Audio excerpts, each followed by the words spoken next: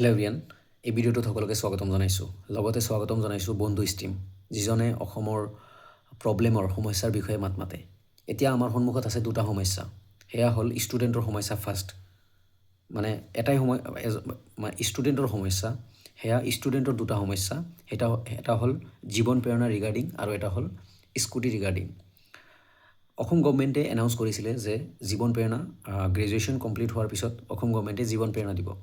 তাৰে বহুত ষ্টুডেণ্টে এপ্লাই কৰিছিলে, বহুত ষ্টুডেণ্টে ফাৰ্ষ্ট পে'মেণ্ট পালে, ছেকেণ্ড পে'মেণ্ট পালে, আৰু কিছুমান এনেকুৱা ষ্টুডেণ্ট ৰৈ গ'ল যে সিহঁতৰ কোনো ডিছবাৰ্চমেণ্ট হৈ ৰৈ থাকিলে, কিন্তু কোনো পে'মেণ্ট নাপালে।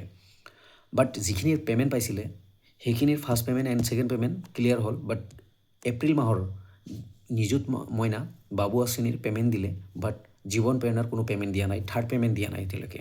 আজি মই টিল নাও ভিডিঅ' বনাই আছোঁ 30 তাৰিখ, বাট ভিডিঅ'টো পষ্ট হ'ব 1 মে'ত পষ্ট হ'ব। তো এতিয়ালৈকে কোনো জীৱন প্ৰেৰণাৰ পইচা মুকলি হোৱা নাই। এইটো এটা সমস্যা, এইটো এটা প্ৰব্লেম, বা এইটো এটা ষ্টুডেণ্টে ভুগি আছে, এটা ৰোগ বুলি ক'ম, এটা বেমাৰ। কাৰণ এটা টেনশ্যন, মই কিবা এটা স্কলাৰশ্বিপ কৰিছোঁ, সেইটোৰ এটা পে'মেণ্ট পাইছোঁ, ছেকেণ্ড পে'মেণ্ট পাইছোঁ, থাৰ্ড পে'মেণ্ট এতিয়ালৈকে সময়মতে সোমোৱা নাই। যিটো বস্তু বাবু আঁচনি বা নিযুত মইনাৰ ক্ষেত্ৰত সিহঁতৰ পে'মেণ্ট পাই গৈছে অলৰেডি। চ' সেইটো এটা সমস্যা। চ' বি এইটো অসম গভৰ্ণমেণ্টে চাব লাগে, বা ডক্টৰ হিমন্ত বিশ্ব শৰ্মা ছাৰ, ৰণোজ পেগু ছাৰে যিহেতু এনাউন্স কৰিছিলে বস্তুটো, চ' এইখিনি ক্লিয়াৰ হ'ব লাগে। ষ্টুডেণ্টৰ যিখিনি প্ৰাপ্য ধন পাব লাগে। চ' তোমালোক যিমান ষ্টুডেণ্ট আছা, প্লিজ তোমালোকে কমেণ্ট কৰিবা। যিসকলে পোৱা নাই ভিডিঅ'টো শ্বেয়াৰ কৰিবা, যাতে কথাখিনি সকলোৱে গম পায়। নেক্সট কথাটো আহিছোঁ যে HS স্কুটি 2025-26 বৰ্ষৰ যিখিনি স্কুটি দিবলগীয়া আছিলে, প্ৰায়বোৰ স্কুটি ডিষ্ট্ৰিবিউশ্যন হৈছে। 50 to 70% স্কুটি ডিষ্ট্ৰিবিউশ্যন হৈছে, কিন্তু কিছুমান ডিষ্ট্ৰিক্টত কি হৈছে, এতিয়াও 100% বা 90% ৰৈ আছে, বা 50% ৰৈ আছে, 30% স্কুটি ডিষ্ট্ৰিবিউশ্যন হ'বলগীয়া ৰৈ আছে। যদি ষ্টুডেণ্টে ডিলাৰত যায়, দেন ষ্টুডেণ্টবোৰক কোৱা হয় যে তোমালোকৰ ষ্টক নাই, বিল পাছ হোৱা নাই, কিবা কিবি এটচেট্ৰা। আমি নাজানো কেতিয়া স্কুটি আহিব, বা স্কুটি আমাৰ হাতত নাই, কিবা কিবি বেলেগ কথা শুনায়। কিন্তু এপ্ৰিচিয়েশ্যন লেটাৰ লৈ বহি আছে ষ্টুডেণ্টে, বা চাৰ্টিফিকেটখন ডক্টৰ পানীগাঁও কাকতি চাৰ্টিফিকেট লৈ বহি আছে।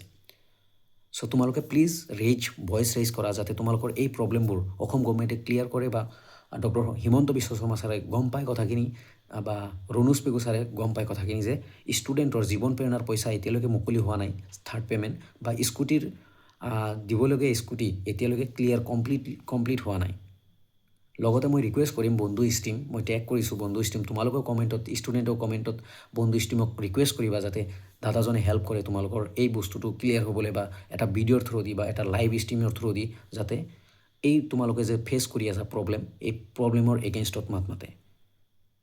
চ' মোৰ ৰিকুৱেষ্ট, যিমান ষ্টুডেণ্ট তোমালোকে যিমানে পইচা পোৱা নাই জীৱন প্ৰেৰণা, বা যিমানে স্কুটি পোৱা নাই, তোমালোকে কমেণ্ট কৰা, ভিডিঅ'টো শ্বেয়াৰ কৰা, যাতে অসমৰ, বা তোমালোকে ৰিলছ বনোৱা, তোমালোকে ভিডিঅ' বনোৱা, এণ্ড তোমালোকে টেগ কৰা ডক্টৰ হিমন্ত বিশ্ব শৰ্মা ছাৰ, ৰণোজ পেগু ছাৰক তোমালোকে টেগ কৰা, CM of আছাম ফেচবুক একাউণ্টক টেগ কৰা, যাতে তোমালোকৰ এই দুটা প্ৰব্লেম বহুত ডাঙৰ প্ৰব্লেম, যাতে তোমালোকৰ ক্লিয়াৰ হৈ যায় বা ছ'ল্ভ হয়।